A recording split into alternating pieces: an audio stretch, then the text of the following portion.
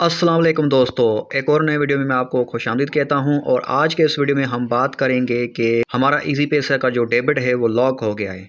हमारा इजी पैसा ठीक से चल नहीं रहा, उसमें कोई पैकेज करते हैं या किसी को पैसे भेजते हैं या कोई लोड करते हैं तो आगे से एरर आता है। एरर का स्क्रीनशॉट आप देख लें कि ये इस तरह का एरर आता है।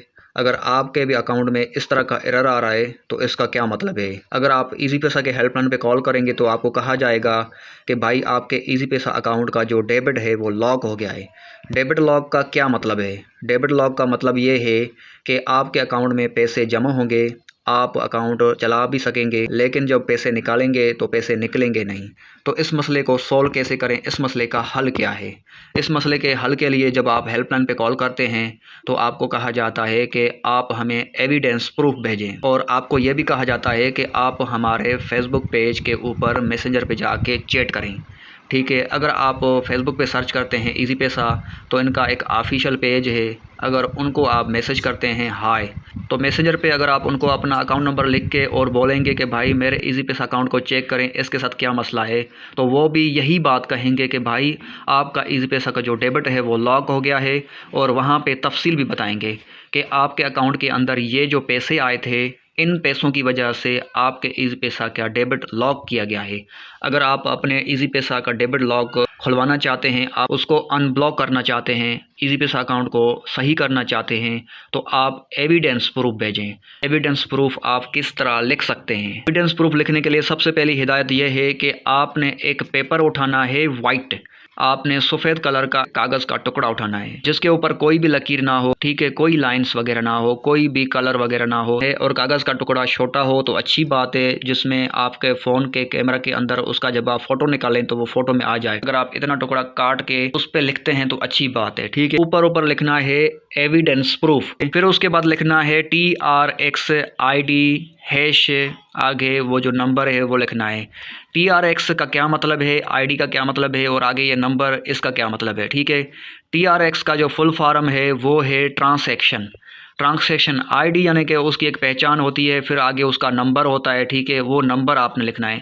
यानी कि आपके इजी पैसा अकाउंट के अंदर जो पैसे आए थे वो कौन से पैसे थे, उनकी एक पहचान होती है, उसको ट्रांसैक्शन कहते हैं, ट्रांसैक्शन ID, और उसका एक नंबर होता है, वो नंबर आपने यहाँ पर लिखना है।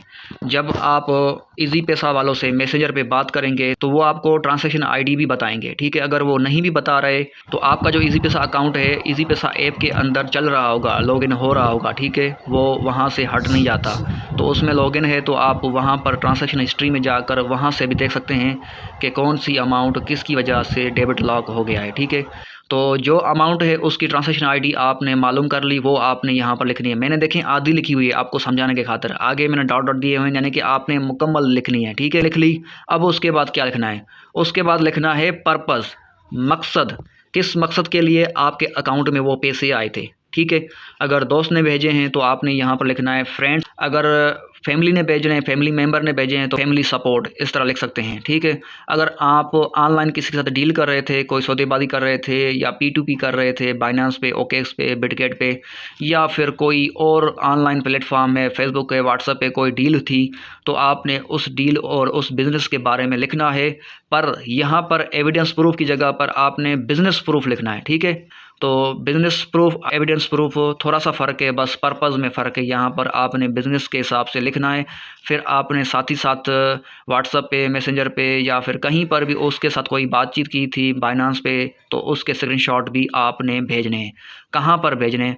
पहले ये एविडेंस प्रूफ या बिज़नेस प्रूफ लिख के, और फिर उसके बाद इसका भी फ़ोटो लेना है और चैट्स के भी फ़ोटो लेने हैं। फिर वो कहाँ पे भेजने हैं? मैसेंजर पे, इजी पैसा वालों को, ठीक है। पर्पज़ आप लंबा चौड़ा भी लिख सकते हैं। देखें मैंने 2-3 लाइन्स छोड़ी हुई हैं उसके लिए, यहाँ से यहाँ, यहाँ मैंने भी लंबा चौड़ा लिखा था। आपने स्कैम या धोखा वगैरह किया है तो फिर तो भाई आपके साथ बड़ा मसला है, लेकिन मैं यहाँ पर सिखा रहा हूँ उन लोगों के लिए जिन्होंने कोई स्कैम या कोई धोखा वगैरह नहीं किया है, बस उनका इजी पैसा किसी गलतफहमी की वजह से उसका डेबिट लॉक हो गया है, ब्लॉक हो गया है, ठीक है।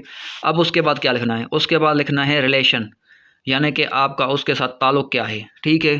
फ्रेंड है, फैमिली मेम्बर है, या पड़ोसी है, या फिर इलाके का बंदा है, सिटीज़न है, तो वो आपने यहाँ पर लिखना है, ठीक है। नहीं तो फिर आप तफसील से भी लिख सकते हैं। इसके लिए मैंने 2 लाइन्स छोड़ी हुई हैं, ठीक है, आप तफसील से लिख सकते हैं। फिर उसके बाद सिटी लिखना है। सिटी आपने अपना लिखना है कि आप कहाँ किस सिटी से हैं, ठीक है। फिर उसके बाद अकाउंट नंबर आपने अपना इजी पैसा का अकाउंट नंबर लिखना है अपना, ठीक है, आगे वाले बंदे का नहीं। फिर उसके बाद सिग्नेचर आपने यहाँ पर अपना सिग्नेचर करना है। फिर उसके बाद इसका फ़ोटो लेकर इजी पैसा वालों को मैसेंजर पे भेजना है और आप अपने आईडी कार्ड का सामने वाला पीछे वाला फ़ोटो भी भेजेंगे। फिर उसके बाद आपको इजी पैसा वालों की तरफ से रिप्लाई आएगा कुछ देर बाद, तब तक आपको इंतज़ार करना पड़ेगा। जब वो रिप्लाई करेंगे तो आपको कहेंगे कि आपकी शिकायत का नंबर ये है और इतने टाइम में आपका मसला हल हो सकता है। वैसे टाइम 2 हफ्तों का देते हैं, लेकिन उससे पहले आपका मसला हल हो जाएगा। आपके इजी पैसा का जो डेबिट लॉक है या ब्लॉक है वो अनब्लॉक हो जाएगा, आपका मसला हल हो जाएगा। और अगर आप इजी पैसा में लॉगिन करके नीचे जाएंगे तो हेल्प एंड कस्टमर सपोर्ट के ऊपर टच करेंगे, ट्रैक योर कंप्लेंट, तो आपकी जो कंप्लेंट है यहाँ पर भी आपको दिखाई देगी। इससे आपको तसल्ली हो जाएगी कि आपके मसले को अब देखा जा रहा है, जल्द आपका मसला हल हो जाएगा।